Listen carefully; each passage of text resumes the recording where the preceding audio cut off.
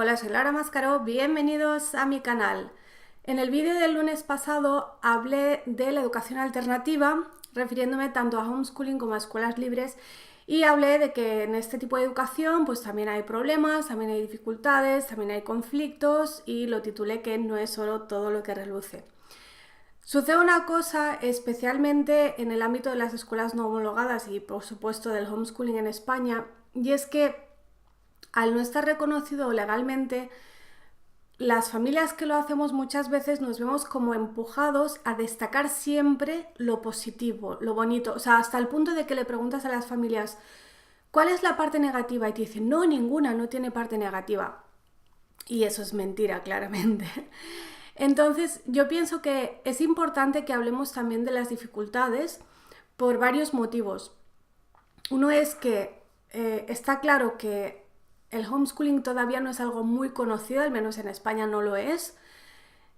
Al no ser conocido tampoco es muy aceptado, te miran un poquito raro, como siempre pensamos que aquello que no conocemos pues probablemente sea algo malo, negativo, no muy deseable, ¿no?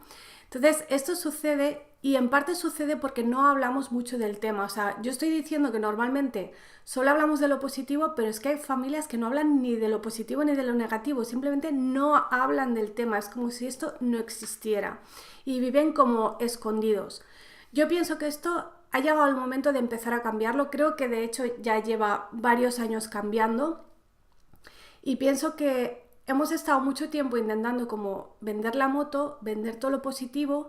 Esto poco a poco se está empezando a aceptar y lo veo en dos cosas. Lo veo en cómo responde la gente cuando alguien dice que no lleva a sus hijos al colegio o que no los quiere llevar. Antes era una cosa rarísima, te miraban como si estuvieras loca, como si se te hubiera cruzado el cable y hubieras decidido tú sola lanzarte a la aventura a hacer algo que nadie más en todo el mundo hace y eso no es así. O te miraban o te decían directamente que eso no se puede hacer, te decían que eso era súper peligroso, que era perjudicial para el niño, te tachaban de mala madre, de negligente. Bueno, y todo ese tipo de cosas, ¿no? Te miraban básicamente como si fueras un alien o un perro verde y estuvieras haciendo algo extrañísimo y, por supuesto, negativo.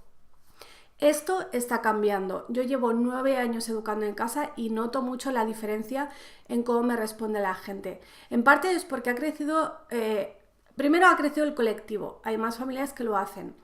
Segundo, ha crecido nuestra presencia en Internet, también porque Internet ha crecido y entonces es lógico pues, que nosotros también proporcionalmente seamos más visibles en Internet.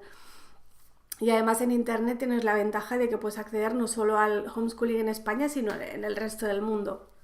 Y tercero, porque también ha crecido no solo nuestra presencia en los medios de comunicación, digamos, mainstream, fuera de Internet, que cada vez tratan más este tema, no solo en reportajes o artículos específicos sobre educación en casa, sino que también se nos está ya incluyendo cuando se hace algún programa sobre educación en general.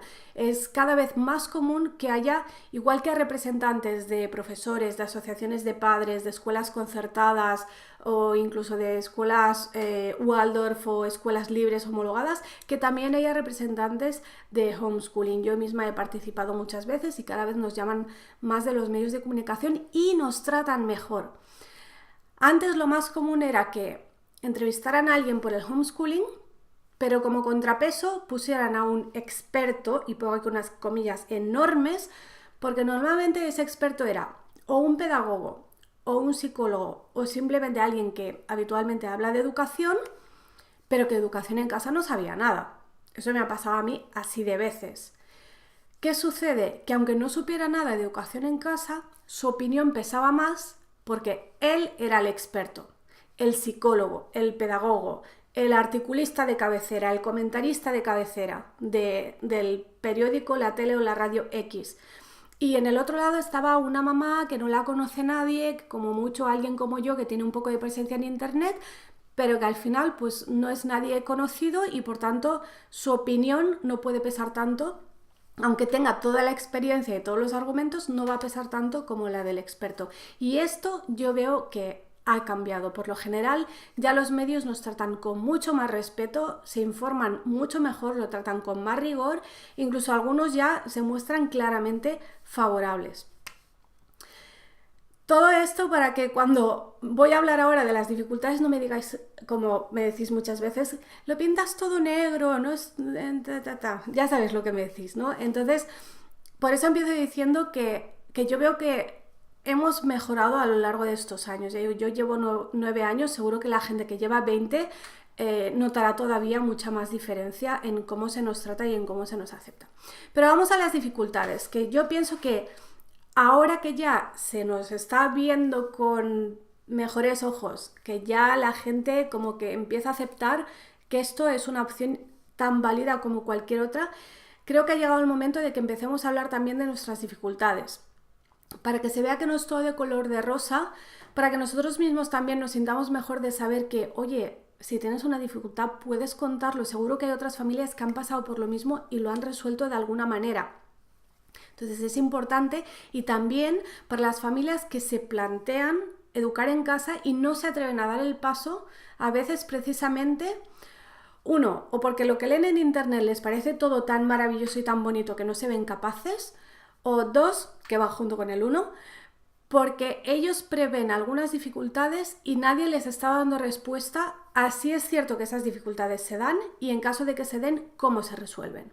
Entonces, Madeleine Goiría, que en este canal seguro que ya la conocéis, y si no la conocéis, pues por aquí os dejo unos enlaces, tiene blog, tiene canal de YouTube y tiene una tesis doctoral sobre homeschooling en Derecho, la primera y única en España. Entonces, ella hizo una investigación que la documentó en su blog, a día de hoy la tesis ya está presentada hace años, pero el blog continúa, y parte de esa investigación la publicó en el blog. Entonces, una parte fue una encuesta que hizo a varias familias que educaban en casa. En eso también se nota que ha cambiado porque muy pocas familias respondieron a esa encuesta y estoy segura de que si la repitiera hoy habría muchísimas más familias respondiendo.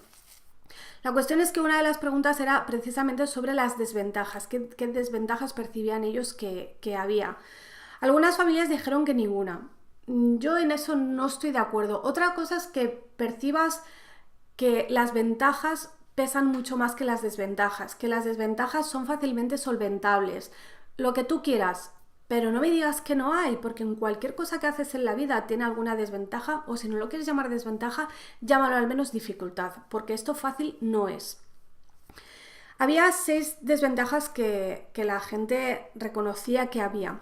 Uno eran las dificultades económicas, referido a que muchas familias pues pasan de vivir con 2 sueldos a vivir con uno, a que no tienes acceso a cierto tipo de ayudas, al menos desde luego en España ayudas específicas de educación no puedes tener, a que tienes más gastos. Yo lo de que tienes más gastos no estoy de acuerdo, creo que tengo un vídeo sobre el tema de cuánto cuesta educar en casa, lo buscaré y lo pondré aquí y si no lo tengo os lo haré. La segunda era de tema laboral, el cómo conciliar la vida laboral y la vida profesional.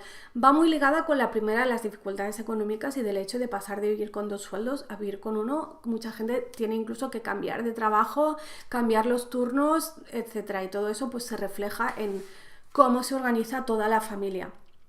La tercera es la falta de aceptación social. De esto ya he hablado, ya he dicho que creo que está cambiando muy positivamente y más rápidamente a lo mejor de lo que nos damos cuenta, pero sí es muy muy importante, porque cuando tú haces algo que sabes que la gente no entiende, que la gente no ve bien, que esa gente pueden ser tus vecinos, pero es que puede ser tu madre, puede ser tu hermana, a veces incluso es tu propio marido, y de eso también tengo otro vídeo que os lo dejo aquí. Entonces eso añade un estrés quizás innecesario, porque te ves siendo criticado, ves que te miran mal, ves que realmente hay gente que piensa que estás haciendo un daño a tus hijos, gente que piensa que se te ha ido la cabeza y gente que te hace preguntas y que tienes que estar justificándote ante gente que a lo mejor no lo merece. La cuarta es la falta de reconocimiento oficial. Y decía, tiene consecuencias a nivel académico, económico, a nivel de ayudas, etc. Yo creo que eso va unido también a la falta de aceptación social. Para la administración no existimos y eso tiene ciertas ventajas, pero también tiene inconvenientes.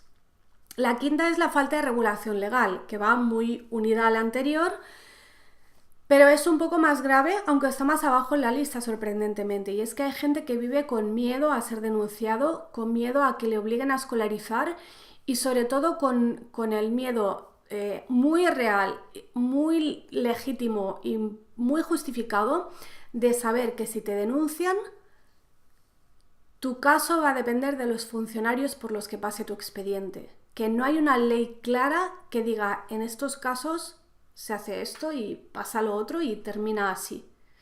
No, es una lotería completamente. Y eso sí entiendo que genera mucha ansiedad en algunas familias, que es muy lógico. Y la sexta y última es las dificultades de acreditación, de conseguir los títulos oficiales. Nuestros hijos están claramente en desventaja para conseguir títulos oficiales. Es más difícil que los consigan porque no hay exámenes libres a la misma edad. Entonces tienes que, entre comillas, perder 2 años o tienes que buscar un camino que siempre es más complicado para acceder, o tienes que escolarizar llegado cierto momento si realmente quieres que tus hijos estén titulados. Yo de lo que me doy cuenta es de que todas estas 6 desventajas realmente son una. Madalen, la conclusión que sacaba es que todo esto se puede resumir en la gran responsabilidad que supone el hecho de decidir educar en casa, que es una cosa que de por sí ya exige mucha responsabilidad, pero si además le unes que la gente no lo entiende, que la gente no te va a apoyar, que nadie te va a ayudar, que van a decirte todo tipo de cosas feas, como que estás criando a Norman Bates, por ejemplo, como me han dicho a mí, que eres una mala madre, que deberían quitarte la custodia, etcétera, etcétera. Y encima tienes dificultades porque tienes que... La conciliación familiar es mucho más complicada que para cualquier familia que escolarice, pero mucho más, no os hacéis una idea. Tienes que vivir a lo mejor con menos dinero, desde luego no puedes acceder a ayudas públicas, encima tienes dificultades para conseguir los títulos, o sea, son un montón de desventajas de las que también hay que hablar. Oye, para reclamar que cambie un poco la situación y dejemos de tenerlas. La de los títulos, por ejemplo, es muy fácil de cambiar.